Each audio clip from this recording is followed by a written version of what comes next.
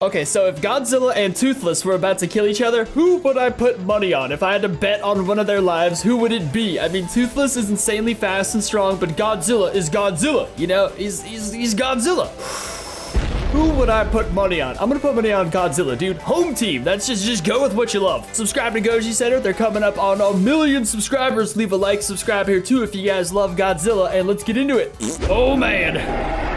Whoa, dude. They've animated them. Today, legendary Godzilla has set its sights on Toothless and has determined that today is this Night Fury's last day on Earth. But oh my God. How will Toothless deal with this threat? Today on Goji Center, we will review all the abilities and strategies that this Night Fury will have to rely on if he is to survive an encounter with legendary Godzilla. This won't be easy. Whoa. As we review all the abilities Godzilla brings to this pursuit, we will quickly find out that this encounter will be nothing short of devastating. Hey, on a quick side note, Goji Center, could I borrow that model that you're using, that Toothless model? I want to animate it and add it to my own games, because you know how hard it is to find a good Toothless model? They don't exist. So sit back, hit that subscribe button, and hold on tight as we travel with both Godzilla and Toothless around the world to see if this Night Fury can survive an encounter with the G-Man. I literally don't think Night Fury could even pierce Godzilla's armor. Already, There's no way. Godzilla is already determined to kill this fella, but why? Let's go back in time to see why this encounter is happening in the first place. In this scenario, we are putting these animals in an alternate universe where both of these creatures reside on the same planet, and all of their abilities and weapons are just as powerful as they are in their respective cinematic universes. This also includes their philosophies. Knowing this, we now need to turn over to Godzilla, who will most likely be the one instigating this fight. Why? Let us explain. In the Monsterverse, the hierarchy of Titans is topped by a single specimen who holds the title of Alpha Titan. This individual up here can basically call all the Titans to do its bidding and demand submission and obedience. This doesn't stop here. Godzilla himself can at times show signs of being a little arrogant and proud. He knows he's a badass and now expects everyone else to be his subordinate. Now enter this Night Fury, who is currently an alpha in his current universe. But in Godzilla's mind, there can only be one. Oh my God. This is where we have our conflict. Surprisingly, this is actually how I feel about all Johnnies. There can be only one. I wanted to take this moment to say, if your name is Johnny and you're watching this video, I'm coming for you, dog. I'm coming for you, and there could be only one. We also have to mention the matter of this Night Fury's size. While not as large as a Titan such as Behemoth, Kong, or Scylla, this dragon does have the weapons necessary to fend off some Titan-sized creatures, placing him a little higher in the hierarchy of powerful creatures on the planet, enough to gain Godzilla's attention. So in this hypothetical story, Godzilla looks out for this said alpha to once again make it clear that he's the alpha. Upon meeting Toothless, Godzilla will expect him to bow. But will he? Oh, it's King Kong 19100, that amazing animating channel. That's who I've got to get for that model, dude. I'm getting that dragon into games. I'm doing it. Maybe, but this is a what-if scenario, so anything goes. Here, the G-Man will appear intimidating with his blue hue and communicate to the Night Fury that he now needs to submit or face consequences. Upon facing such odds, the Night Fury can do two things: bow or challenge. If he bows, then all is solved. He can continue on living his life. But for the purposes of this video, we'll cover a scenario where this Night Fury will take its chances and bet on his abilities to try to defeat Godzilla, since this isn't the first time he's faced larger monsters. And now, Toothless's biology allows him to initiate something known as Alpha Mode, a phenomenon in which parts of his upper body glow blue as a challenging display to another alpha. He's just Godzilla. This in turn infuriates Godzilla, and now he decides that this dragon must die. Godzilla quickly charges up his atomic breath.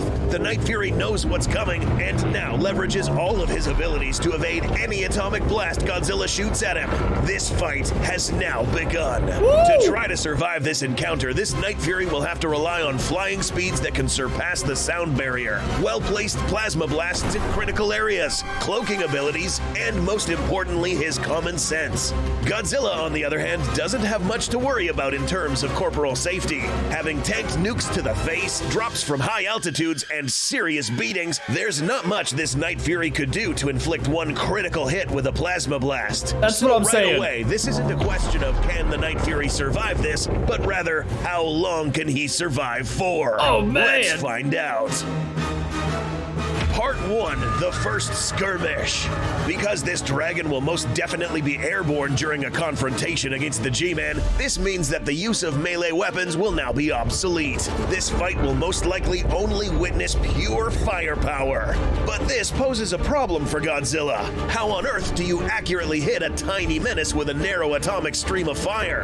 Once witnessing the first blast of atomic breath, a smart creature like Toothless would quickly realize that a single whiff of this blast is enough to turn it to ashes. And the further away he is from Godzilla, the better. Being closer to the G-Man allows him to have higher chances of hitting it. Whereas being at a longer distance, Godzilla will have a lot less chances of landing a hit. This in turn only means that in a land confrontation, Toothless would most likely resort to something called dive bombing, which is the act of flying vertically down from high altitudes, at times breaching the sound barrier, and culminate this attack with a supercharged plasma blast. This, if aimed at the right spots, could turn into a serious nuisance. A shot to the gills, for instance, will most likely make Godzilla start to think now, since there's nothing much he can do other than waste his atomic breath trying to hit an extremely small moving target. I forgot Godzilla has gills, and that is such a downside. He just mentioned, that Goji said or mentioned the gills. They're clearly planning on using the gills as Godzilla's weakness. Godzilla has a weakness now. A weakness has been established in this video. Now I'm concerned. Similar to you trying to shoot a very fast fly with a super soaker from a distance. In this scenario, Toothless has developed a strategy to continue bombarding Godzilla at range, leveraging his speeds to avoid a direct hit by the atomic breath. Is his cloaking ability needed? Not really, especially since his fast speeds already make him almost untouchable. Not to mention the fact that the use of this consumes a lot of energy. So, as you can imagine, Godzilla is now pissed. But something is different now. After a good number of consecutive dive bombs, the G-Man noticed that the Night Fury has now retreated. But not for long. Part 2, Sneaky. the pursuit. Realistically, I just gotta say, there is no chance he'd hit him with his atomic breath. That dragonfly is way too fast, dude, but there's other ways he could kill it. Or he could always just give it a good old nuclear pulse, vaporize So why it. did the Night Fury retreat for now? Well, it is because of something known as his shot limit. Night Furies don't have an infinite amount of blasts that they can fire. This is said to be 6 shots, but this Night Fury in particular can hit higher numbers, somewhere in the range of 14 to 15 consecutive shots, especially during alpha mode. Perhaps more, but definitely enough to piss Godzilla off. After several shots, this Night Fury will now rest at a nearby location for enough time to cool down and recharge, while knowing of the G-Man's whereabouts. Yes, this guy is now determined to win, but so is Godzilla. Whoa. But he's not just gonna sit there with his arms crossed waiting for the Night Fury to come back. He's going after it, turning this battle into a pursuit. Beautiful. It is important to note that Godzilla has the ability to detect other nearby titans and other active alphas. Using this ability, Godzilla will now follow this Night Fury relentlessly. And the Night Fury, on the other hand, would constantly keep his distance as soon as he hears Godzilla approaching, since this guy has excellent senses. But after some time, the Night Fury will have recharged his plasma blasts and repeat this process again.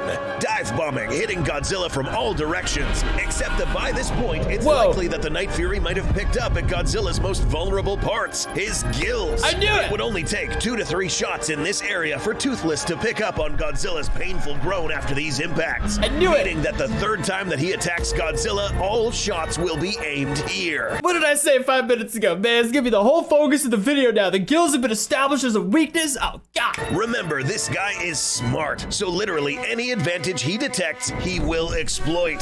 But he isn't the only one figuring something out. Godzilla now realizes that these shots are hitting his gills a little more frequently. So apart from this pursuit being arduous and annoying, it's now becoming painful. So his next move is to shift the battlefield to a place where the Night Fury's abilities will become obsolete. The ocean? Water. Yeah. At this point, Godzilla stops following the Night Fury and now lets this dragon come to him. Part 3, the final encounter. encounter. Bit of a retreat, in the past, Godzilla has resorted to fighting in the ocean when facing flying titans. Fighting on the ground only limits him to one axis, while allowing the flying creature to basically have infinite maneuverability above him, putting him at a disadvantage. Fighting in the ocean is different. While it is true that the flying opponent still has infinite maneuverability on the surface, one mistake such as flying too close to the water surface can spell doom for this creature. Down here, both Godzilla and his opponent have said infinite maneuverability, but Godzilla now would have the edge. In Ghidorah's case, Godzilla was able to bring him down because he was flying too low. But what about the Night Fury? It's not like it's going to fly low the whole time. In this fight, it would only do this at each culmination of a dive bomb. So what's his plan? Let's find out.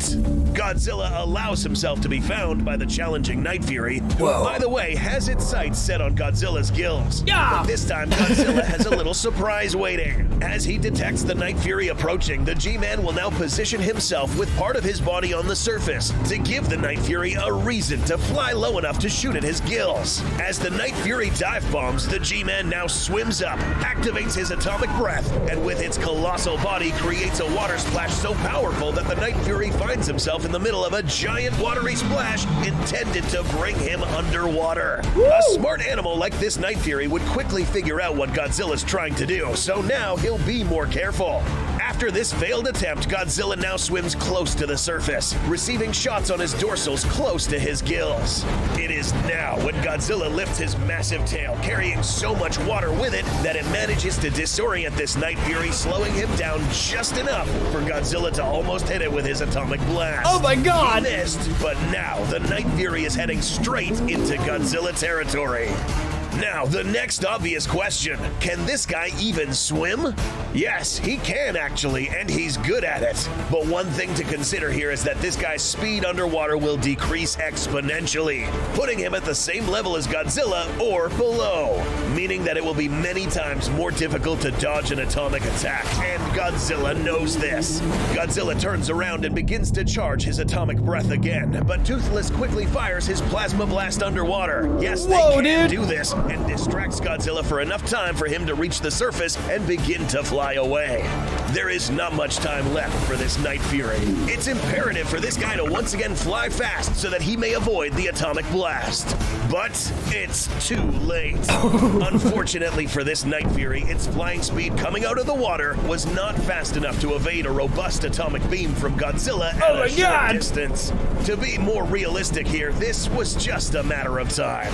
Admittedly, this could have also eventually happened on land with one lucky shot from Godzilla. Except in this scenario, the G-Man chose the playing ground where this would have had more likelihood of happening.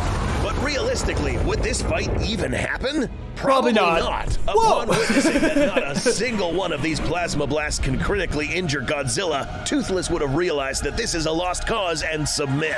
As much as we hate seeing our favorite Night Fury be a subordinate, there just wouldn't be any other way against the King of Monsters. I feel like this video went down absolutely perfectly. There was no way Night Fury was ever, Toothless was ever gonna hurt Godzilla. Like, you simply can't. He doesn't have the power weapon scale. That atomic breath nearly killed Kong when it just barely touched his shoulder for a second. So it's like, we already know it's one of the most powerful things. It literally burrowed a hole through the planet. There was no way that dragon was gonna win. It was only a matter of time. This video is perfect. Today, the Night Fury deserves nothing less than a standing ovation for its bravery, courage, and a grave audacity for standing up to the most powerful Alpha Titan of all time.